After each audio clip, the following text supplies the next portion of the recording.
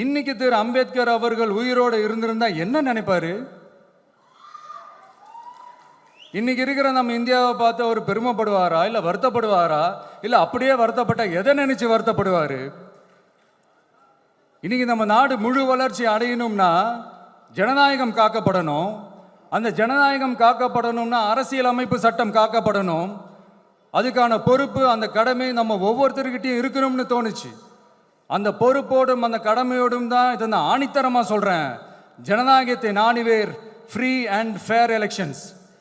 இன்னைக்கு அரசியல் வியாபாரிகள் தமிழகத்தில் அண்ணல் அம்பேத்கர் ஐயாவை வைத்து தான் இங்கே அரசியலே நடக்குது. இதை வைத்து தான் பிளவுவாத அரசியல் இங்கே நடத்தி கொண்டிருக்கின்றார்கள். காலையில் பார்த்தீங்கன்னா ஒரு தலைவர் ட்விட்டரில் போட்டிருப்பார், நான் ஏன் ஒரு நிகழ்ச்சிக்கு போகலை. இன்னொரு தலைவர், நான் ஏன் நிகழ்ச்சிக்கு போகிறேன். தமிழக அரசியல் எப்பொழுதும் அண்ணல் அம்பேத்கர் ஐயாவை சுற்றி தான் இருக்குது.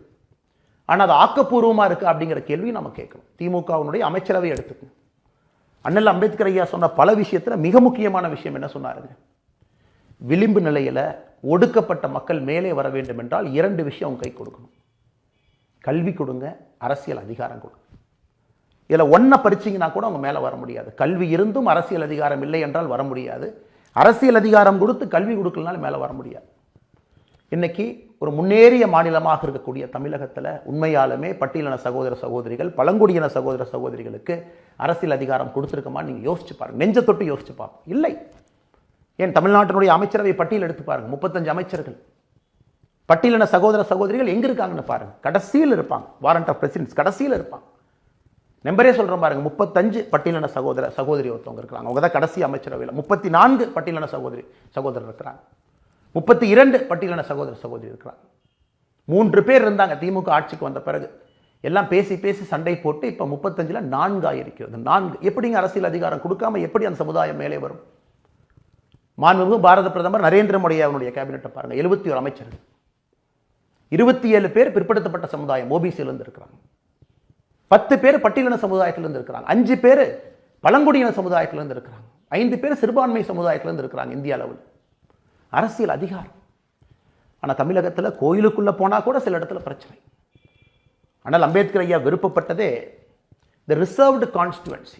அங்கே கண்டெஸ்ட் பண்ணி ஒரு பெரிய வாய்ப்பு கொடுத்து அவர்கள் வெளியே வரும்பொழுது மாபெரும் தலைவர்களாக அவர்கள் வருவார்கள் என்று. ஆனால் இன்னைக்கு ஒரு சாதாரண பஞ்சாயத்து எலெக்ஷன்லேருந்து யோசிச்சு பாருங்க. ரிசர்வ்டு கான்ஸ்டிடுவன்சியில் போட்டியிட்ட நம்முடைய சகோதர சகோதரிகளால் கொடியேற்ற முடிகிறதா? இல்லை சேர்ல சமமாக உட்கார முடியுதுங்களா?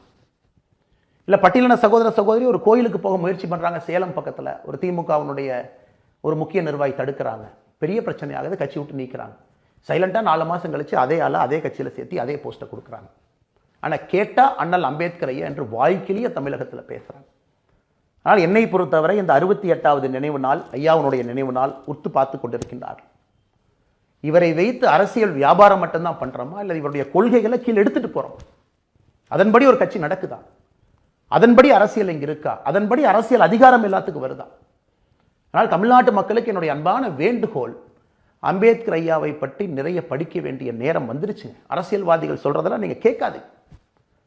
மேடையில் பேசுவதோ, ஐயாவுடைய திருவுருவச் சிலுவைக்கு மாலை அணிவித்து விட்டு பத்திரிகையாளர் சந்திப்பில் பேசுவதெல்லாம் விட்டுருங்க. நீங்கள் அம்பேத்கர் ஐயாவை பற்றி படிக்க வேண்டிய நேரம் இது. ஒரு மனிதனும் இளைஞனும் படிக்கணும். குறிப்பாக பட்டியலின பழங்குடியின சகோதர சகோதரிகள் அம்பேத்கர் ஐயாவை படித்து அதன்படி யார் நடக்கிறாங்க? ஒரு கட்சியின் மீது அபாண்டமான ஒரு பொய்ச்சாயம் பூசுவாங்க. பாரதிய ஜனதா கட்சியின் மீது வழக்கமாக தமிழகத்தில் அரசியல்வாதிகள் பூசுவது பாரதிய ஜனதா கட்சிக்கும் அண்ணல் அம்பேத்கர் ஐயாவுடைய கொள்கைகளுக்கும் ரொம்ப தூரம் அப்படின்னு. இன்னைக்கு இந்தியாவில் அண்ணல் அம்பேத்கர் ஐயாவுடைய கொள்கையை ஒரு கட்சி முழுமையாக பின்பற்றுகிறது என்றால் அது பாரதிய ஜனதா கட்சி மட்டும்தான். அந்த கட்சியில் நான் ஒரு தொண்டனாக இருப்பதில் என்பதில் பெருமை அடைகின்றேன். அதையெல்லாம் தாண்டி அரசியலுக்கு நான் சார்ந்திருக்கக்கூடிய அரசியல் கட்சி ஐயாவுடைய கொள்கையை பின்பற்றுகிறது என்பது உள்ளபடியே ஒரு பெரிய மகிழ்ச்சி மட்டுமில்லைங்க. நாம் போகின்ற பாதையும் சரிதான். அதனால் இந்த ஆண்டு உங்களுக்கு நான் வைக்கக்கூடிய வேண்டுகோள், நீங்கள் படிக்க. அரசியல்வாதிகள் சொல்றதை கேட்காதீங்க. அரசியல் தரகர்கள், மேடைகளில் பேசுறவங்க, வாய்க்கிலேயே பேசுறவங்களை விட்டுட்டு உண்மையாலும் தமிழகத்தில் இன்னைக்கு நம்முடைய பிற்படுத்தப்பட்ட மக்கள், பட்டியலின சகோதர சகோதரிகள் எங்க இருக்கிறாங்கன்னு பார்க்கணும். இரட்டை தமிழர் சிஸ்டம் இன்னும் இருக்கா? சுதந்திரம் கிடைத்து எத்தனை நாட்கள் ஆச்சு? பட்டியலின சகோதர சகோதரிகள் மீது எத்தனை வழக்கு நடக்குது? இந்தியாவில் பிசிஆர் சட்டம் எங்கே, கேஸ் அதிகமாக எங்கே இருக்குதுங்க? ப்ரிவென்ஷன் ஆஃப் அட்ராசிட்டிஸ் ஆக்ட் எங்கே அதிகமாக போடுறாங்க? அவர்களுக்கு குறித்த நியாயம் எங்கே கிடைக்குதா? இது எல்லாத்தையும் பார்க்க வேண்டிய நேரம். ஏன் ஒரு பஞ்சாயத்து தலைவராக இருந்து அரசியலமைப்பு சட்டத்தில் ஒரு தேசிய கொடியை ஏற்ற முடியுதா? அதனால் இந்த ஆண்டு உங்களுக்கு நான் வைக்கக்கூடிய கோரிக்கை, அடுத்த ஐயாவுடைய நினைவு நாள் அடுத்த ஆண்டு 69வது ஆண்டு வர்றதுக்கு முன்னாடிங்க ஐயாவுடைய புத்தகத்தை, என்னுடைய அன்பான வேண்டுகோள், அன்பு தம்பி உங்கள்கிட்ட சொல்கிறேன், ஒரு புத்தகத்தை எடுத்து படிங்க. அம்பேத்கர் ஐயாவுடைய ஒரு புத்தகம் என்ன சொல்லியிருக்காருன்னு நம்ம படிப்பாங்க.